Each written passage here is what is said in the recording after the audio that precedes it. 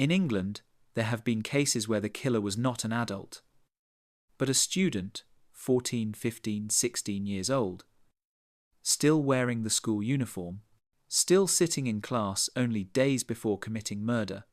A girl and her teenage boyfriend attacked her own mother and younger sister. A 6-year-old student abducted and killed a 6-year-old girl in a holiday home on the island. 2 teenagers lured a classmate to the park and turned that afternoon into homicide. In front of a school, a 4-year-old student pulled a knife from his backpack and stabbed his friend to death in broad daylight. This is British students who killed, real cases at school age. If any detail chills you, leave a comment below. And if you want to continue opening the files never told before, subscribe to the channel before the next door opens. Spalding, a small town in Lincolnshire, April 2016. The red brick house on Dawson Street looked ordinary from the outside. A kitchen light still on, curtains half drawn. Inside, Elizabeth Edwards lay in bed, asleep next to her youngest daughter Katie, only 13. Neither of them would ever wake again. In the file, the opening line reads, "Murder weapons, kitchen knife, pillow, and silence." The perpetrator was not a stranger, not an intruder. It was Elizabeth's own daughter, Kim Edwards, only 14. With her was her boyfriend, Lucas Markham, also 14. Both wearing school uniforms, leaving class in the afternoon, then quietly walking toward this house at night. They had prepared in advance. In his bag, Lucas carried a paring knife, several gloves, and an intention no one in the town believed 2 children could conceive. In phone messages, they called it the perfect plan. That night, around 1 a.m., Lucas climbed through a ground floor window. Kim stood outside as lookout, the faint sound of glass shifting, but no one in the house awoke. Inside, Elizabeth slept deeply. Lucas entered the bedroom, holding the knife and pillow. In his later statement, he said, "I put the pillow over her face so she wouldn't scream. Then I stabbed repeatedly." The sound was muffled beneath the fabric. Elizabeth had no chance to resist. Katie, lying beside her, awoke for a brief moment, but before she could escape the bed, she too was held down. With his face close, Lucas used the knife and pillow, ending it within minutes. In the bedroom, the flashlight beam shook over ordinary objects, photo frames, quilts, school books. All remained in place, except for the 2 motionless bodies. Afterwards, Kim entered. No panic, no tears. She sat by the bed, looking at her mother and sister. In her statement, Kim said, "I hated them. I just wanted quiet." The 2 children then stayed in the living room. They turned on the television, ate cakes, drank soda, then fell asleep as if it were any other evening. The next morning, the school called Elizabeth when they noticed Kim absent. No one answered. Katie's friends wondered why she had not come to class. Neighbours noticed the open window, the drawn curtain, but did not intervene. 2 days passed, the bodies still inside the house, unknown to anyone. Police only arrived after a missing persons report. They knocked on the door, no reply.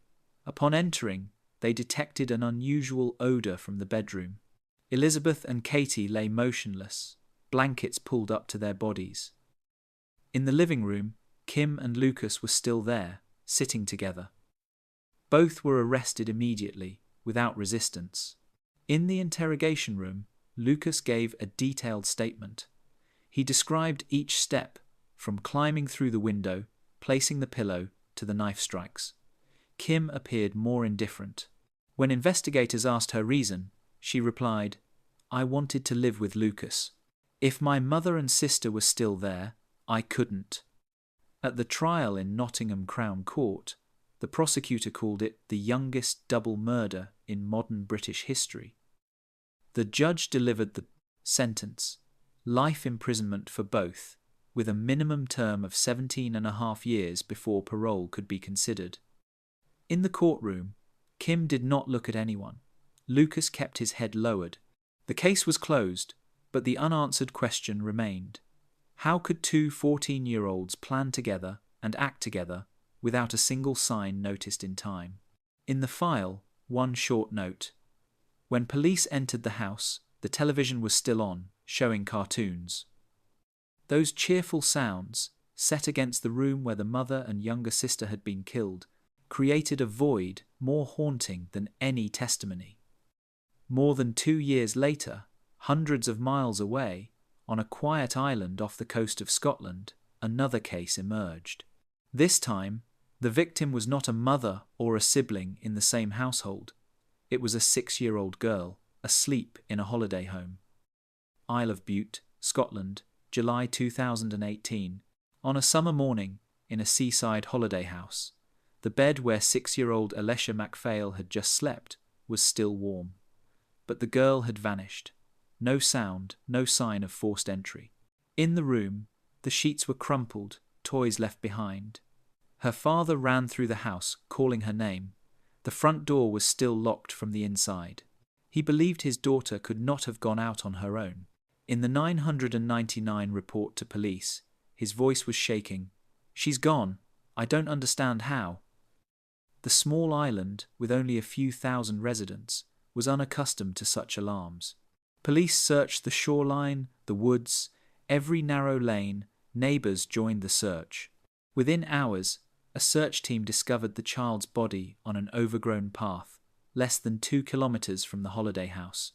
Her clothing disordered, bruises visible. The post-mortem confirmed she had been abducted, sexually assaulted, then strangled to death. The report used a cold term, death by mechanical asphyxia. What shocked the community most was the identity of the suspect, Aaron Campbell, 16, living nearby. He had greeted the victim's family before, had seen the girl walking with her father. He was not a stranger, not an outsider to the island.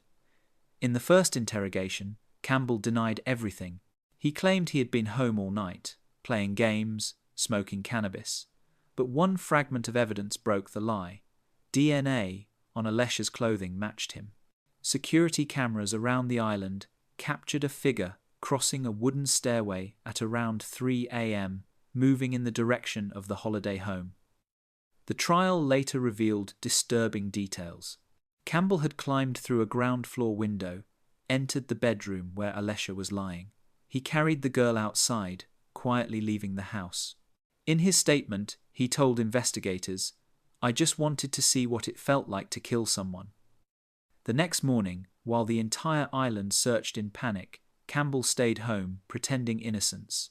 He even joined an online chat group, leaving a calm remark, "The whole island is panicking." At the High Court in Glasgow, the prosecutor stated, this was not only abduction, it was a calculated plan. Campbell had told friends he wanted to feel powerful by taking someone's life. No one believed him until this case. Alessia's father, listening to the recording, broke down in the courtroom. But Campbell was different. When the sentence was delivered, life imprisonment with a minimum of 24 years, he only smirked. The judge's notes stated, "The defendant showed no remorse, instead appeared to take pleasure in the crime." The media called it one of the most brutal murders in recent Scottish history. The Isle of Bute community had never witnessed anything similar. At the memorial, hundreds placed white flowers on the wooden stairway where the camera had captured Campbell's silhouette that night. In the final file, the investigator wrote, "No warning signs, no alerts, only a 6-year-old stepping through a door and disappearing with the life of a 6-year-old child." The Isle of Bute file closed with the heaviest sentence ever imposed on a Scottish teenager. Aaron Campbell became a symbol of cruelty at 16, leaving behind a silence no one on the island wished to revisit. But only 5 years later, in a quiet park in the town of Culcheth, Cheshire, another case opened. This time, not a lone offender. This time, 2 teenagers planned together.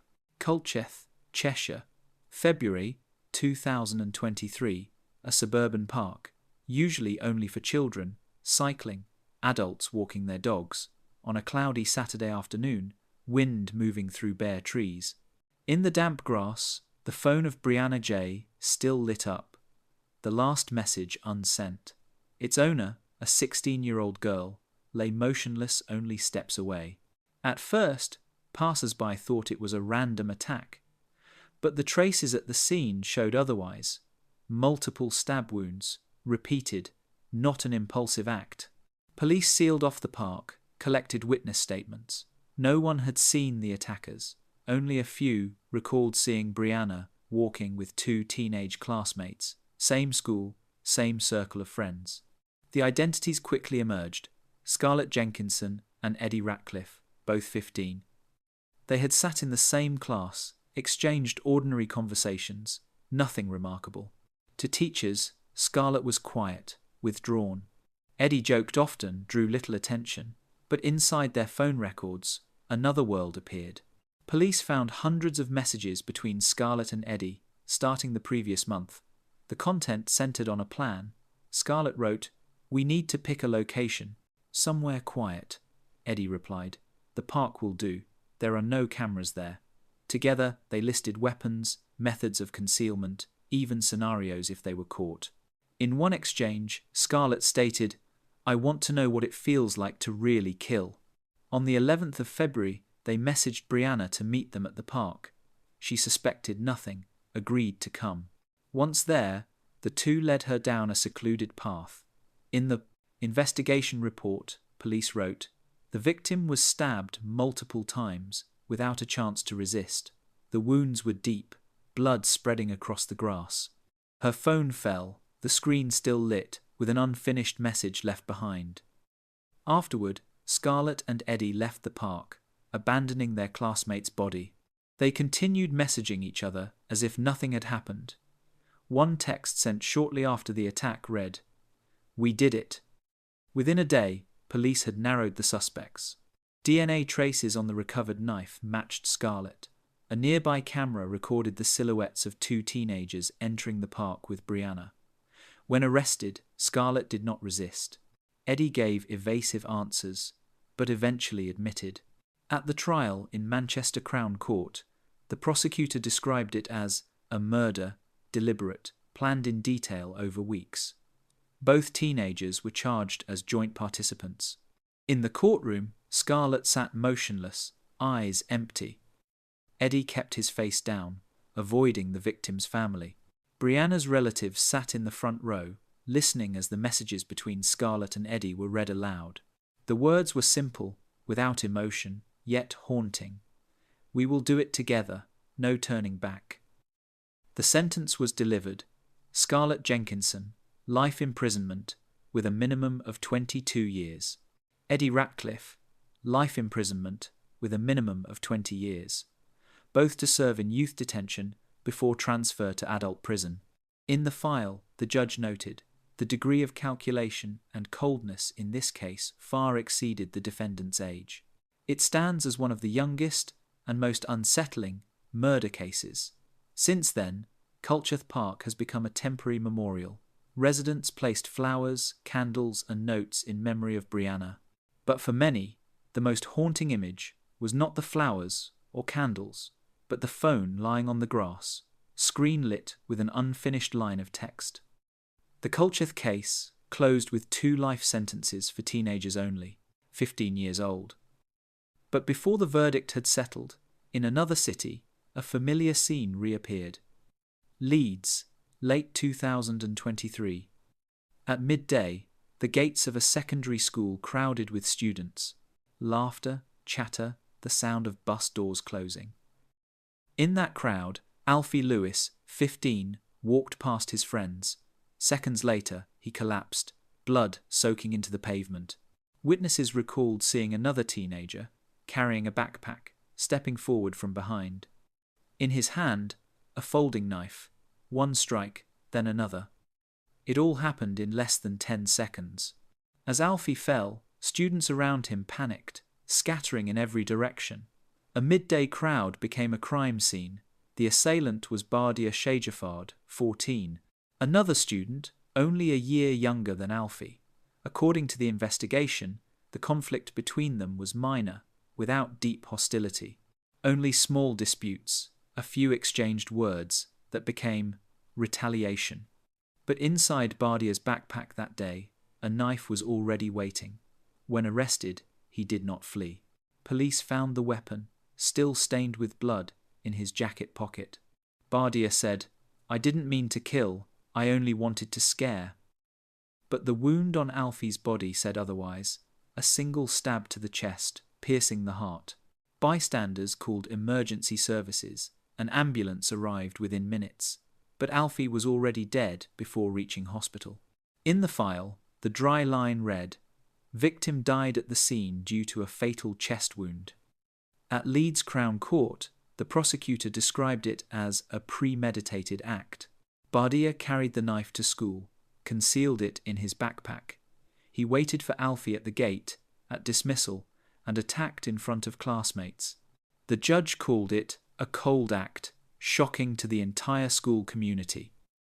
In the courtroom, Alfie's family sat in silence. His mother wept, but said nothing. Friends described Alfie as an ordinary teenager, fond of football, not troublesome. He just walked out of class, like every day. No one thought it would be the last time. Bardia was different. In statements, teachers described him as quiet, unremarkable. Some classmates said he tended to carry a knife, claiming it was for protection, but no one reported it to the school. And no one imagined a 14-year-old could kill a classmate in daylight at the school gate. On the 21st of June 2024, the sentence was delivered, life imprisonment, with a minimum term of 13 years. One of the heaviest sentences ever imposed on a British teenager. In the judge's notes, "You will enter adulthood in prison." The decision to bring a knife to school destroyed 2 lives, the victim's and your own. British media called it a defining case of the youth knife crisis. Images of students running, screams outside the school gate, appeared nationwide. A community once accustomed to ordinary rhythm was torn apart by the act of a teenager. After the trial, the school held a memorial. Students placed flowers, Alfie's photo hung at the gate. But for many, the memory left was not the flowers, but the moment of witnessing a classmate killed in seconds. In the final file, the investigator wrote, "No clear explanation. Only a 14-year-old child with a knife hidden in a backpack and a death in broad daylight." The pavement where Alfie collapsed still showed stains that day, though they had been washed. For many, the space before the school gate was no longer just an entrance, but a marker of irreversible loss. Only months later, in Cambridge, another case opened, not at a school gate, but on a crowded student street, where security cameras recorded a figure moving quickly, coat covering half his face. Cambridge, summer 2024. An ordinary evening in the student district. Lights from cafes and convenience stores spilled onto the brick pavement. A corner security camera captured 2 young men walking fast, then a sudden motion, an arm raised, a flash of steel. The victim was Muhammad Yusuf al-Qasim, 20, a student living with friends near the city centre. Stabbed multiple times, he collapsed on the pavement, blood spreading as passers-by had not yet understood what had happened. Witnesses called emergency services in panic, but when the ambulance arrived, Al-Qasim had already stopped breathing. The forensic report stated, fatal chest wounds, death at the scene. The accused was Chas Corian, 21. Police arrested him that night, based on camera footage and witnesses. In his pocket, they found the blood-stained knife, hastily hidden in his coat. Corian did not run, did not resist as he was handcuffed. He only looked down, silent. The incident shocked Cambridge. Not because of who the attacker was, but because of the location. One of the city's safest student streets. Minutes before, the cafes were still open, students walking in numbers. Moments later, in the centre of a civilized district, a killing occurred as if in shadow. At the preliminary hearing on the 8th of September 2024, Corian confirmed only his name and age, gave no plea. The full trial was scheduled for February 2026. Until then, he remained in custody. Lawyers described it as a case of murder over personal conflict, but specific details were not disclosed. In the remand file, one line read, "The defendant remained silent, refusing to answer most questions." This made the case even harder to grasp. No confession, no explanation. Only the cold image from the camera, a knife strike, a fall. The Al-Qasim family attended the preliminary hearing. The father spoke briefly to the press. "We want justice, nothing more. No further detail, no clear reason given. Everything hung suspended, an unfinished space." Unlike the earlier cases, where the perpetrators were still minors, this time the accused was an adult, but the meaninglessness was no less. A 2 1-year-old, a 2 0-year-old student, and a moment of violence without explanation. On the street where it happened, flowers were placed in memory. Some students wrote notes and pinned them to the wall, "You will not be forgotten." But in later conversations, the question kept returning, why? What conflict was enough to turn into a public killing in the street? So far, no answer. Everything waits for the 2026 trial. Until then, the case remains unfinished. On the cover, police wrote, "Murder, unresolved." The camera footage remains, stored on a hard drive as evidence. 2 people entering frame, 1 collapsing, 1 walking away. The only sounds, footsteps on brick, the panic of passers-by. No explanation, no reason. When this file closes, only the gaps remain: a victim not yet 20, a defendant behind bars, and a question with no reply. From Spalding, where 2 4-year-olds killed a mother and sister, to the Isle of Bute, where a 6-year-old vanished from her bed. From Culcheth Park, where an unsent message became the last trace, to the Leeds school gate, where a knife in a backpack ended 15 years of life. And Cambridge, where a camera captured a single strike, leaving a case unresolved. 5 cases, 1 common point: the perpetrators were still of school age, or just beyond it. The sentences were all life. But the void they left is longer than any term. In the files, investigators offered no explanation. Only numbers: age, hour, location, weapon. Small details: a pillow, a wooden stair, a glowing phone screen, a backpack, a strip of surveillance tape. All became symbols for deaths no one expected.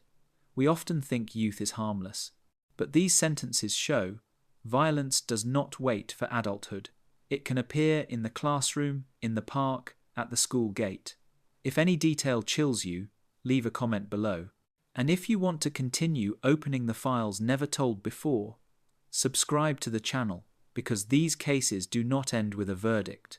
They remain in the gaps where youth closes with a life sentence.